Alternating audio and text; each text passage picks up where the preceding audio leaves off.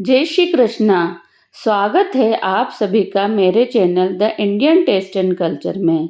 आप सभी को कामिका एकादशी की हार्दिक शुभकामनाएं।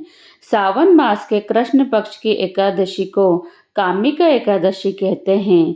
ये व्रत भगवान विष्णु को समर्पित होता है और इसका पालन करने से सारे पापों का नाश होता है और मोक्ष की प्राप्ति होती है। इसका क्या महत्व है? यह व्रत हजारों वर्षों की तपस्या, गंगा स्नान और तीर्थों में दान के बराबर फल देता है। जो मनुष्य इस दिन तुलसी दल चढ़ाकर भगवान विष्णु की पूजा करता है वह समस्त पापों से मुक्त हो जाता है। जो इस दिन व्रत कथा सुनता है और सुनाता है उसे भी पुण्य की प्राप्ति होती है। अब बात करते हैं कि सावन मास की एकादशी जो कामिका एकादशी है उसकी व्रत कथा क्या है। प्राचीन काल की बात है। एक गांव में एक क्रोधी स्वभाव वाला ब्राह्मण रहता था। किसी बात पर उसका अपने ही गांव वाले से झगड़ा हो गया और उसने क्रोध में आकर उसकी हत्या कर दी।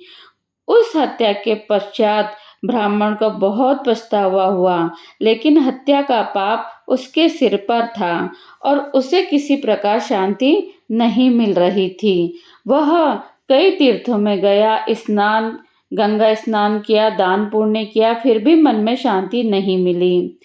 तब एक ऋषि ने उसे सावन कृष्ण पक्ष की कामिका एकादशी का व्रत रखने की सलाह दी और कहा, हे ब्राह्मण, यदि तुम इस व्रत को श्रद्धा से करोगे तो तुम्हारे सारे पाप नष्ट हो जाएंगे और तुम पुनः शुद्ध हो जाओगे। ब्राह्मण ने वैसा ही किया। एकादशी का व्रत रखा, भगवान विष्णु का पूजन किया, व्रत कथा सुनी और अगले दिन द्वादशी को व्रत का पारण कर भक्ति से अन्न जल ग्रहण किया। कुछ ही समय बाद ब्राह्मण को मन की शांति मिली और उसने अपने जीवन को धर्म और सेवा में लगा दिया। अंततः उसे विष्णु लोक की प्राप्ति हुई। कामिका एकादशी की दूसरी पौराणिक कथा। भगवान श्री कृष्ण ने युधिष्ठिर को यह कथा सुनाई थी।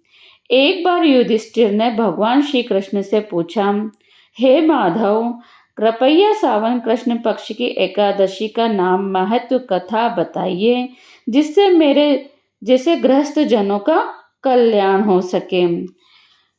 श्री कृष्ण बोले, हे राजन, यह एकादशी कामिका एकादशी के नाम से प्रसिद्ध है। यह समस्त पापों का नाश करने वाली और भगवान विष्णु को अत्यंत प्रिय एकादशी है।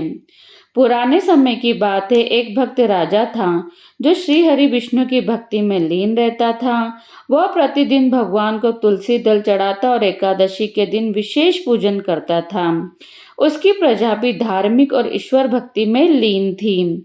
एक दिन राजा वन में शिकार करते समय एक राक्षस से युद्ध में घायल हो गया और मूर्छित हो गया। जब उसकी चेतना लौटी तो उसने सोचा कि अब मेरे पाप मुझे घेरने लगे हैं। वह सीधा आश्रम गया और एक ऋषि से उपाय पूछा। ऋषि ने कहा, हे राजन, आप सावन कृष्ण पक्ष की कामिका एकादशी का विधि पूर्वक व्रत रखें, श्री हरि की पूजा करें, तुलसी दल चढ़ाएं, रात्रि में जागरण करें। इससे न केवल ये शारीरिक पीड़ा बल्कि जन्मों के पाप भी कट जाएंगे। राजा ने वैसा ही किया। अगले दिन जब व्रत समाप्त किया तो वह पूर्ण स्वस्थ हो गया। उसकी भक्ति और अधिक गहरी हो गई और अंत में वह भगवान विष्णु के धाम परलोक पहुंच गया। बोलो कामिका एकादशी की जय। अब बात आती है इसकी व्रत विधि की। कामिका एकादशी व्रत की विधि क्या है? कोई भी व्रत यदि अपन विधि से करेंगे तभी वह पूरा संपन्न होता है। व्रत में एक दिन पहले आप सात्विक भोजन करें। एकादशी के दिन ब्रह्म मुहूर्त में उठकर स्नान करें। भगवान विष्णु का पूजन करें।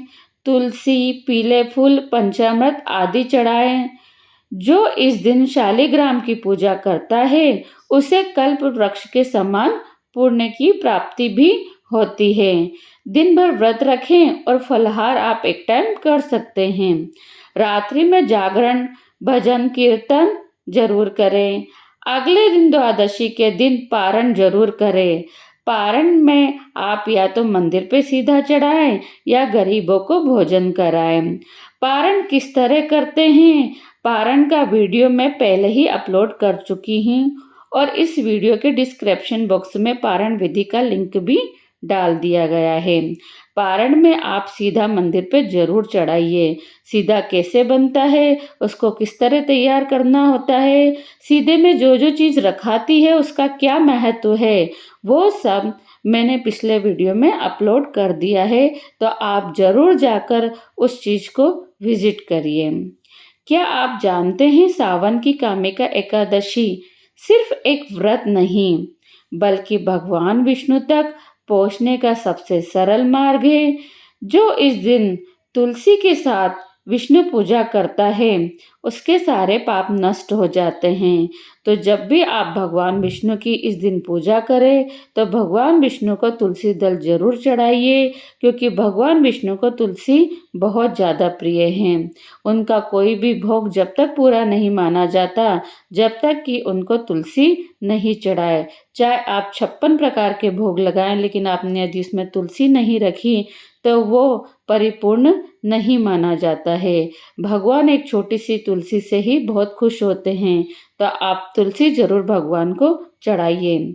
इस बार भूले नहीं, करे कामिका एकादशी व्रत और पाए ईश्वर की विशेष कृपा। यदि आपको ये जानकारी अच्छी लगी हो तो वीडियो को लाइक करिए।